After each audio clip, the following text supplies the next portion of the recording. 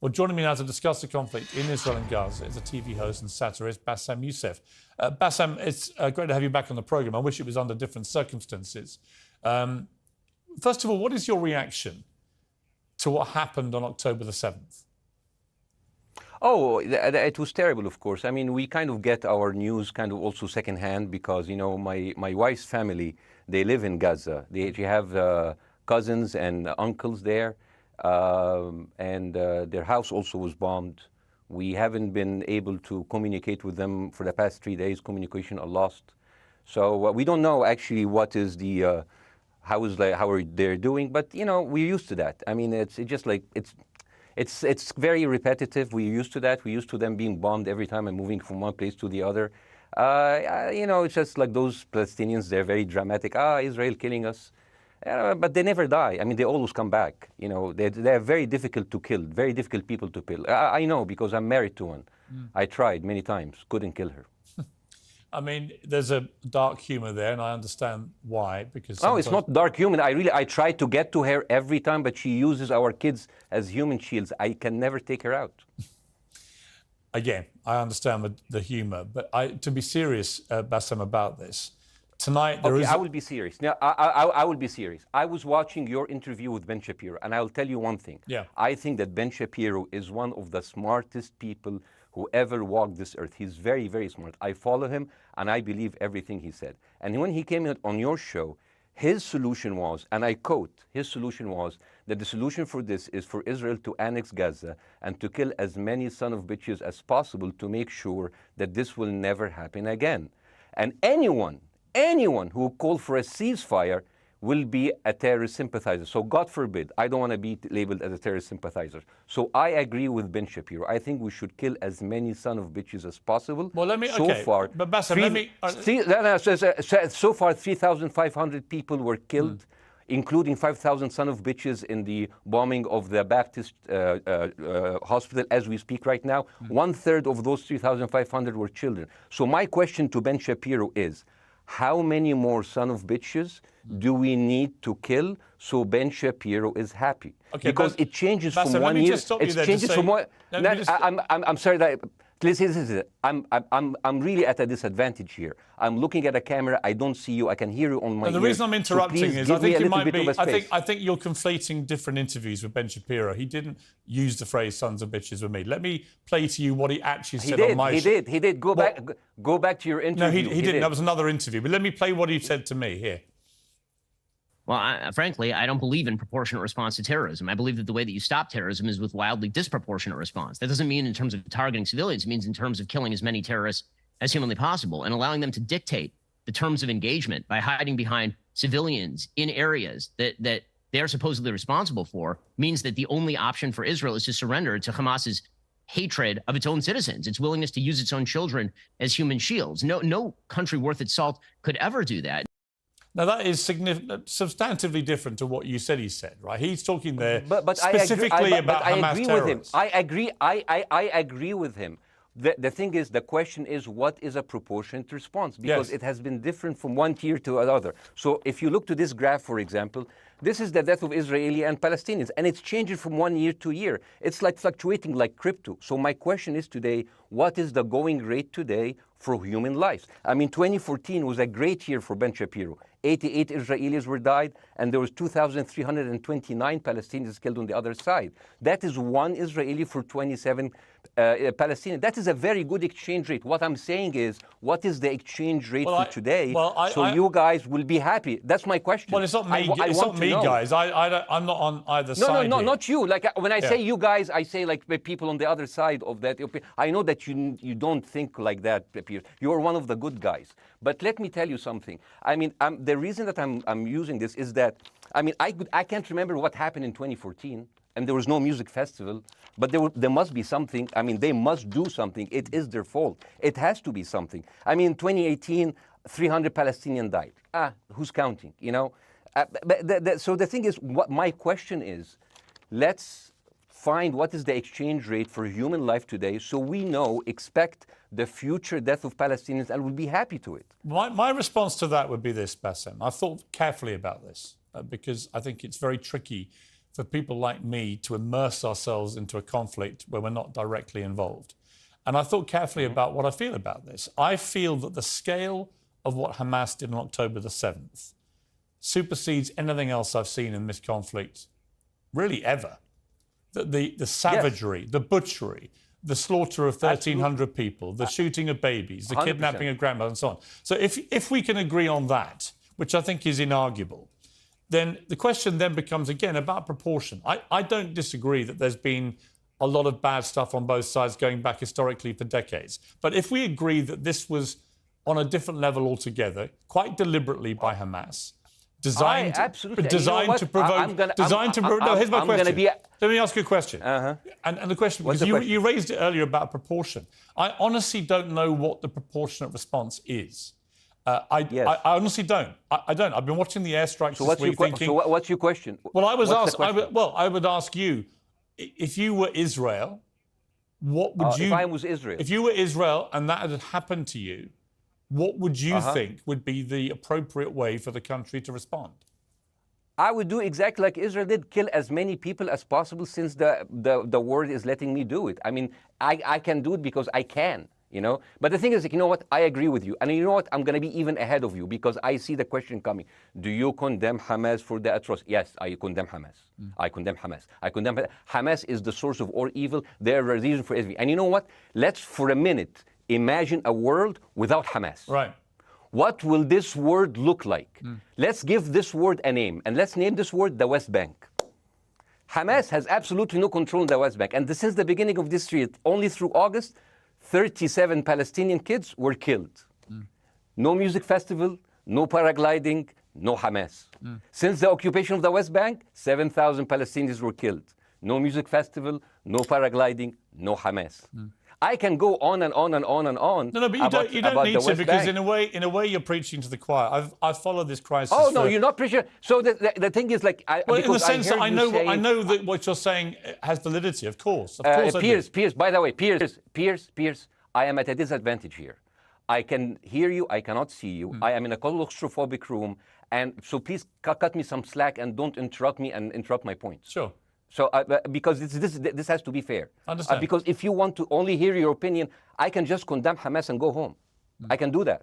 So, do you want to do that, or do you have a much more nuanced conversation? No, I absolutely want to have a nuanced conversation. I wasn't aware I was interrupting you. I thought I was letting you speak. Amazing. So let's. I mean, I would say I really applaud Israel for doing one thing that no military force in the world does. Because I heard Ben Shapiro and I heard Ron DeSantis, and they said Israel is the only military force in the world that warns civilians before bombing them. I mean, how fucking cute. That is so nice of them. Because with this logic, if Russian troops started warning Ukrainians before bombing their houses, we're cool with Putin, right? I mean, okay, Habibi, you have warned them, go invade, it's fine, you have done your job. I mean, the thing is, and I understand, and I also heard Ben Shapiro talking about Human Shield. So you remember my wife's family, they live in Gaza. So I asked them, I told them, when Israel give you the nice warning, the cute warning, does Hamas force you to stay in your home so you can be bombed and use as human shield? You know what, Hassan here, my wife's cousin, he's a loser, you know. He told me, you know, when I asked him, does that happen? He told me, no. The lying son of a bitch lied to me. I told him, you don't understand. Ben Shapiro and Ron DeSantis keep saying that Israel warned you and Hamas asked you to stay put. So I told you, he's a loser. He never kept a job. He even failed in all of the interviews to become like a human shield. I would believe Ben Shapiro. Let me ask you this, So let's go with that. No. Let me ask you At some point, I must be able to ask you questions. It's not a monologue for you, Bassem. If we agree that for the 14,000 casualties, I mean, who's counting, our human shield, does that mean that every single one of those civilians was standing, obscuring a military target behind them? Because that's a lot of weapons. I mean, Hamas is packing. No, of course it doesn't.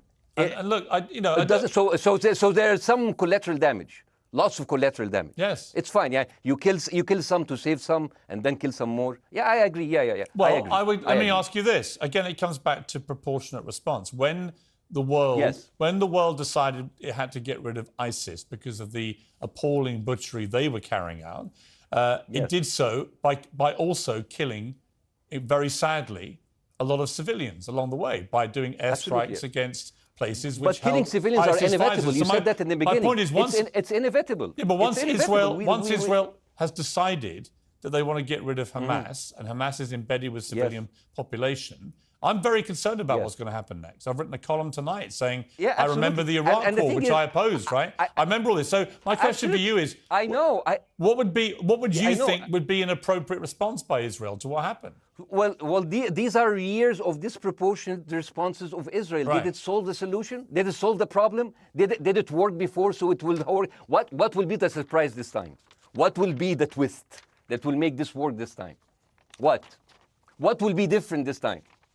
Seriously, I mean, like, this is only the last 15 years. I mean, because it's too many papers. I just got this.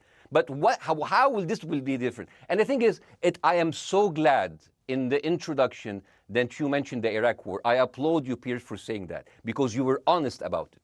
You said that spreading lies like WMDs make people look at those people as less of humans, and they would accept the death of 1 million Iraqi, whether by sanctions or by invasion, right? You are a good man. This is amazing. And you know what is similar? Is when you spread the lies of 40 decapitated babies, although it was refuted. So what happens when people hear that, killing babies is horrible. But when you say decapitated 40 babies, you are planting a certain image with a certain trigger in people's mind. Who has said that? Who has said 40? Who has said that? Who has said 40 decapitated? Who has said that? You have repeated. No, I haven't. What? I've never said that. You haven't said on your show 40 decapitated babies? Never. Ben Shapiro didn't say it? No. Ron DeSantis didn't say Nobody it? has said it. Okay, no, nobody said it? No. Oh, okay, maybe I am wrong. Decapitated. Here's you're the wrong. thing. I've never said that. The thing, what happened, no, you're wrong. But the thing is, when Iraq, the thing is, the same thing is happening in Iraq. Ben Shapiro once tweeted, not even about Gaza, about the West Bank, when Israel continued to build the illegal settlement. He said, 2017, Israel likes to build things, and Arabs, not Palestine, not Hamas, Arabs like to bomb crap and live in open sewage. Yeah, I thought that was very the Israeli defense minister, he said, those are human animals. And the thing is, Ben Shapiro should know better, because, long before the Holocaust, before Jewish people were thrown in the gas chambers, the Nazi propaganda called them rats. Now, as a human being, I will never accept that another human being being thrown into a gas chamber. But a rat, kill 10, kill 1,000, 3,500. They are son of a bitch. They are human animals who live in open sewage and decapitate babies. And because of that propaganda, Mr. Morgan, that guy in Illinois, the 71-years-old guy, he killed, stabbing the 6-year-old Palestinian kid in Illinois 26 times. And he used to play with him. They used to be friends. But he went in, marching into their apartment, stabbing his mother and killing him, shouting, all Muslims could die. Yeah. It took you 80 years to change one word from Jewish to Muslim. And then you transferred your guilt to us and took away our land. Bassem, let me ask you a question. That deal sucks, man. Let me ask you a question. How do we get from where we are now to peace? Well, first of all, you need to change the perception. Nikki Haley, the American presidential candidate, said, we are in Israel in this because it's a fight between good and evil. Now, if you already decided someone is good, he can do no evil. And if you decided someone is evil, it's good to kill them. Killing them is good. You see, and the thing is, it is not like something new. I mean, I look at history and I see, I'm sorry to say that, but Westerners has always dealt like this with indigenous people. You first treated them like savages, Native American, First Nation, Aboriginal. They're savages. Kill all the savages. And then when they're almost extinct, you start feeling sorry for them, like animals. So maybe the solution is that we kill as many Palestinians as possible, so the few of them that remains do not bother you. And maybe Netanyahu, when he lives for another 100 years, he'll become a tree hugger. Let me just challenge you on this. And he will campaign for preserving the three Palestinians. You keep talking about Westerners like me. Okay, so let me return the favor, okay? Hamas is dedicated to the complete eradication of Jewish people. I am not the spokesman for Hamas. I'm not saying you are. Why do you keep... I'm not saying you I'm are. not their spokesman. You're talking to me. I fucking hate them. Bassem, Fuck Hamas. Hamas. No, are you happy? You're missing my point. You're talking in a generalized way about people in the West who always talk about Arabs as savages. I don't. No. I'm talking about America. About I actually led the campaign. I led the media campaign in this country against the Iraq War. Okay, so I don't see. I don't see people in the Middle East as savages. You are one of the good ones. But what I would say is, I'm not talking about you. You're great. No, it's not about me being amazing. great. We love you. It's about the way Hamas behaved on October the 7th was like savages. Like a pack of savages. It was the worst atrocity against Jewish people since the Holocaust. There has to be, of course, there has to be a response. They should be eradicated. My question for you is, notwithstanding the history, Bassem, what is the proportionate response? But I don't know. But there's no Hamas in the West Bank, and they're still dying there. So what's your excuse? I don't have any excuse. Okay, what's your explanation? Sorry, my earpiece went down. Listen, I don't make any pretense that this hasn't been a massive problem between Palestine and Israel going back to the mid-40s. We all know this, right? Pierce, listen. I'm not saying that you're making excuses, but if you are adopting a certain point of view, you have to at least defend it. I'm telling you, there is no Hamas in the West Bank. What is the excuse? Not your excuse. What is the excuse to kill those people? Well, listen, this question of proportionality is one that... No, answer my question. I've been answering your question. You answer mine. It's actually not my job to answer your questions. It's not. Okay, not your job. Not. I agree with you. I'm more interested in you, who has family in Gaza, who's an Egyptian in the Middle East, right? I'm more interested in what you have to say. Okay, I'm telling you. I think Hamas is the problem, okay? Right. Now, let's say Hamas is removed. Let's Hamas. I'm agreeing with everything. You want me to condemn Hamas? I will condemn Hamas, Hummus, Hassan, everybody. Guys, say wait. I can't hear you. The earpiece. Damn. Okay. Oops. Okay. Yeah. Okay. I do need help. I think. Okay. Just go back. Is he there? You go back. You go. Can you hear me? Okay. Go. Thank you, guys. Can you hear Bassem? Yeah. Now I can hear you. Okay. So here's the thing. Can you hear? Okay. Yeah. So Isaac, let's say, for example, Hamas ceased to exist.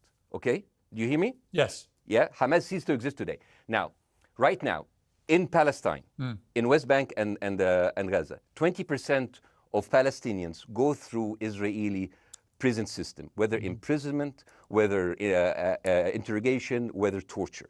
And the rest of them, they live a life of daily loss of land, of homes, of life, and they are suffocated by this. So let me ask you something. If you are a Palestinian living into these conditions for decades, would you sympathize with your oppressor, or sympathize with the people who claim they resist them even if they are terrorists? I have made no secret that I think the conditions Palestinians have had to exist under are completely unacceptable. I've said that for years. So the question then becomes, how do you forge peace between two warring parts of that region who for decades have approached peace, in my view, with mutual sledgehammers, with no actual desire to have peace? And I think it comes down in the end to great leadership.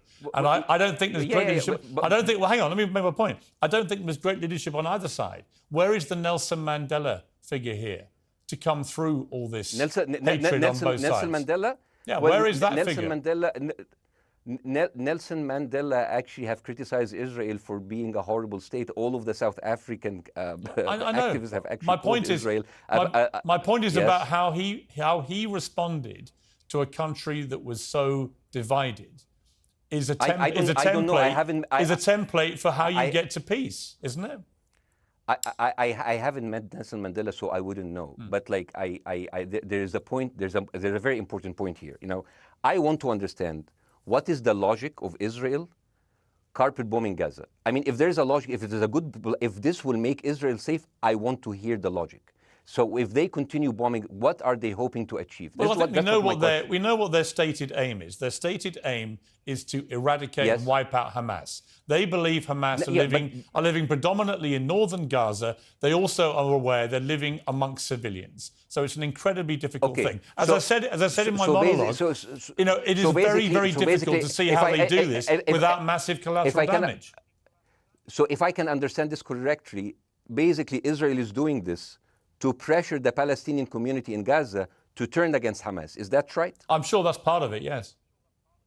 That's part of it. So this is exactly what terrorist organizations do, because terrorist organizations will have no chance beating a whole nation in battle. So they terrorize and they kill the civilians in order to spread fear and terror so they can turn against their government to change their policy or to resign. You have just compared Israel with ISIS.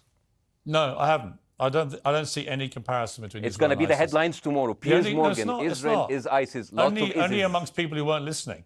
The comparison, which is more apposite, is ISIS and Hamas. They are both nihilistic terror groups intent on killing as many Jewish people and others as they can possibly kill. And you can't get peace with people like that. Absolutely. You know what? I'm going to do something that nobody done on your television. You know what I'm going to do on your episode? I'm going to pretend that I'm an Israeli citizen. I'm going to put myself in the place of an Israeli settler in the kibbutz. And I want to speak to my Prime Minister, Benjamin Netanyahu. Mr. Benjamin Netanyahu, I have voted for you because you have promised us peace and prosperity and security. On the 7th of October, those son of bitches Hamas, they went into the fence that is regularly heavily guarded.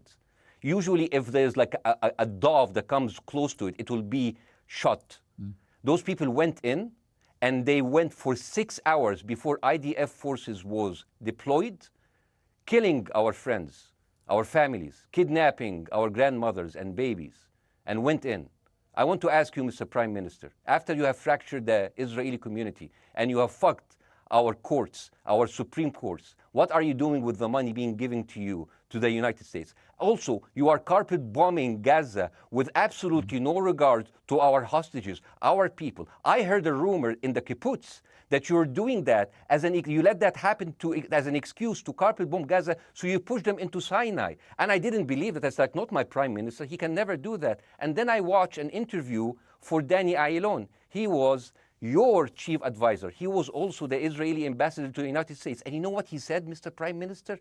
He said that the solution for those Palestinians is to go into a vast land of Sinai and live into tent cities temporarily, temporarily, wink wink, until we build Gaza again, and then we invite you back.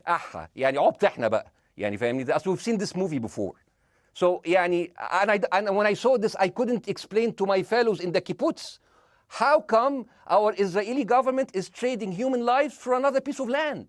So as an Israeli citizen, I need to hold my Israeli government accountable. And as an American citizen, I want to know all of these money that we are giving to Israel. We're giving them $4 billion every year. Joe Biden said it's the best investment America ever done. Well, if I am in the place of Joe Biden, I would say, sorry, don't speak. I would say, if I was Joe Biden, I would go down and whisper in the ears of Netanyahu and tell them, I hate bad investments. They haunt me, like Littlefinger in Game of Thrones. But the thing is, this is the problem. Israel always victimizes itself, and I have never seen a victim putting their oppressor under siege and bombing them 24/7. Israel wants you to believe that they are the victim. Dealing with Israel is so difficult. It's like being in a relationship with a narcissistic psychopath. He fucks you up, and then he makes you think it's your fault. All right, you Basim, look at Israel as Superman, but they're really Homelander. Wallahi, they are shooting Basim, fish in a barrel, and they are annoyed with the splashes. Basim, I want to say two things. One, if you could just slightly manage your language. We are uncensored, but if you keep swearing, I'm very sorry. We have to apologise to viewers who may be offended by that. I apologize. But I understand passions run high, so let's not get too bogged down about the old swear word. I apologize to the viewers. I apologize to the viewers for my language. My second question is this: after the sight of dead civilians. After the break, we have the managing director of the Daily Wire, which is Ben Shapiro's company. We were going to interview him on his own, but he's happy to come on and talk with you directly if you are prepared to stay. Well, of course, I can stay, but again, I am I am in a disadvantage, and I would like to have my space to respond. Okay, we'll come back after the break. Because here's the thing. There's Bassem, two things we've I want got to go to a before, break. all right? When we come back from the break, we'll be you and Jeremy Boring from the Daily Wire. I have news. We're taking a short break, Bassem. I'll be back. Welcome back to Uncensored. For more on the situation in Israel, I'm joined now by the CEO and co-founder of the Daily Wire, Ben Shapiro's partner, Jeremy Boring. Jeremy, thank you very much indeed for joining me. I'm sorry we demoted you earlier to mere MD. You are the CEO and co-founder. You know Ben Shapiro better than anyone, really. I did a big interview with Ben, obviously, the other night, which went around the world and has sparked a big reaction, including from our guest, Bassem Youssef, who's still with us. First of all, you've been listening to Bassem and what he's been saying. What's your response? Well, first of all, I make it a point not to speak for Ben Shapiro. He's got 20 IQ points on me and speaks for a living professionally, so he's much better prepared to defend himself. But as his business partner, as his best friend, I do feel like I have to respond to the things that Bassem was just saying. First of all, the question of how many sons of bitches have to be killed in order to end this conflict, I suppose that the answer is as many of them as it takes. That doesn't mean that I or Ben or any decent person in their right mind is happy with the killing of civilians. I posted at the very beginning of this conflict that a woman or a child blown apart in Gaza is just as tragic as a Jewish baby killed in one of the settlements. That doesn't mean that Israel's actions and the actions of Hamas are morally equivalent. You know, the tragedy is the tragedy, but the moral equivalency is nonsense. If you entered Israel with the express purpose of targeting and murdering civilians with your own hands in cold blood, that is not comparable to Israel bombing targets in the Gaza Strip and killing civilians as a terrible, tragic consequence. War is terrible. War is an awful thing. That's why decent people don't lightly engage in war, and why Hamas should not have incited this war. You know, we can talk about the history of the Israeli conflict. I'm not a professional political commentator. I'm a CEO. I'm a screenwriter, and I'm certainly not Ben Shapiro. I'm not here to discuss the history of the Israeli-Palestinian conflict, but we all saw what happened on October 7th. And the idea that Israel was not going to react severely to that, or that Israel should not react severely to that, is ludicrous. And Jeremy, let me ask you that Ben Shapiro should be a moderating voice, that Ben Shapiro should be, saying, no, Israel should not respond in this situation. That's nonsense. Let me ask you, though, Jeremy, the question which I think is the big question. What is a proportionate response to that outrage on October the 7th, which is the worst attack on Jewish people since the Holocaust? What is proportionate? If it's true, as reports are suggesting tonight, that there may have been a hospital hit by an Israeli strike and up to 500 people or more have died, that would seem to me, if that is verified, and it's not verified yet, you know, we don't know exactly what has happened other than there's been a hit on this hospital. But if that is verified to have been an Israeli strike, that will strike many people as disproportionate. Certainly. Well, first of all, I don't know what a proportionate response is or why we would want it. I suppose a proportionate response would be for 3,000 Israelis to go through the fence, gun down innocent Palestinian women and children, burn their bodies, burn them alive, take hostages, rape their women. No one wants a proportionate response. No moral person could possibly call for a proportionate response. The purpose of war is to defeat your enemy. The West has, in my lifetime, forgotten the purpose of war because the true cost of war is so terrible. The last time the West engaged in war and won it was World War II, and they did it through incredible brutality. They did it by bringing their enemies to heel.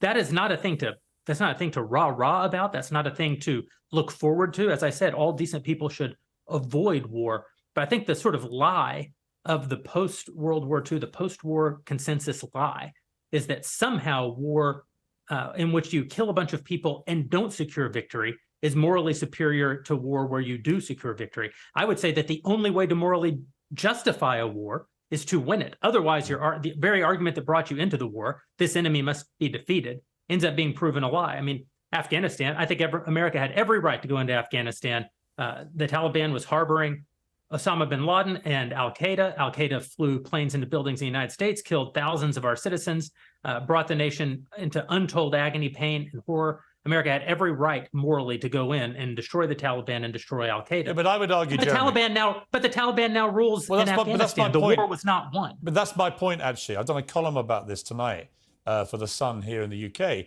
which is I was editor of a newspaper when the Iraq war happened. I opposed it very aggressively as the editor of the recall. paper. And sadly, we were borne out by events. It was a complete disaster, the Iraq War, in my view. It was illegally contested, I think. And the consequences were appalling in terms of loss of life, 1 million people, in terms of ISIS being allowed to breed and create their merry hell around the world, in terms of complete dismantlement of Iraq itself as a functioning country. And I think Afghanistan, again, 20 years of attacking an enemy, which is now running the country again, seemed to me, again, to be kind of pointless. And I do wonder whether Israel, in its blind fury, which I completely understand, has thought through the consequences of actually launching a full air, ground and sea offensive into Gaza as to actually what happens at the end of that. Well, I suppose Israel wasn't really given the opportunity to fully contemplate what the consequences of that action might be, because Israel didn't instigate this war. This war was instigated by a horrible terrorist attack on Israel, and a state is put in a position where it has to respond. Now, one might argue that the very fact that Israel has yet to actually launch their ground invasion means that they are actually making a calculation about what the cost will be, what victory looks like. Any rational person, any decent person can engage in a conversation about what is the appropriate response for Israel. Of course they can. But this sort of moral equivalency thing, I don't think is a sign of decency to engage in a conversation about moral equivalency. Let me bring Baasim back in. You've been listening to this, Baasim. What's your response to what Jeremy's been saying? I'm sorry, I didn't catch the gentleman's name. It's Jeremy Boring. He's the chief executive of the Daily Wire and co-founder with Ben Shapiro of the Daily Wire. Hi, Jeremy. Please say hello to Ben Shapiro, and please tell him that I do think he is the smartest person to ever walk the earth. Thank you so much. So, as response to Jeremy, I agree with everything you said. I mean, what is disproportionate? I mean, he just used the examples from Second World War and America, showing that civilian casualty is, I mean, I heard his voice. He was very sad, and as he was telling us, it is so inevitable to kill so many civilians because it's something that we cannot avoid. I hear the sadness in his voice, and I know that it's a very difficult decision to kill all of these civilians because that's for a higher cause, and I understand. But my question, I have two questions. The question is, how can you justify the killing in the West Bank where Hamas does not exist? And if the disproportionate response during over all of these years have actually worked, what will be new this time that did not happen before? I just want to. That was my question. Okay, that was my question. I'm gonna. Okay. So now, if I ask the question, can I say something on my side? Well, a little bit personal? Baasim, with respect, a little bit personal. Baasim, with respect, I gave you half the show to have your side. Jeremy's had a lot less time. I'm going to have to. You move want me on. to leave? Baasim, or do you want me to stay? I'm going to have to let you go because we've been on air with you for 40 minutes. Oh, okay. Now. Bye bye. But listen, bye bye. I would like to talk to you again, and thank you for joining the program. I appreciate it. Oh, by the way, my wife's family is all right, and they sent us a house. It's bombed. It's beautiful. It's going to be a good like Halloween theme. So well, I'm very sorry for what your family are going through in Gaza, and I mean that very sincerely. By the way, I don't know. I don't know I don't know him. By the way, I haven't actually met them. They didn't even come to my wedding. They couldn't because they are stuck in Gaza. Okay. And she never saw them because Gaza is not a destination. Baasim, as I say, we hear their voices, and it's they die. It's fine. It's fine. Baasim, I wish your family all the very best. Thank you for joining me. I appreciate it. I don't. Thank you.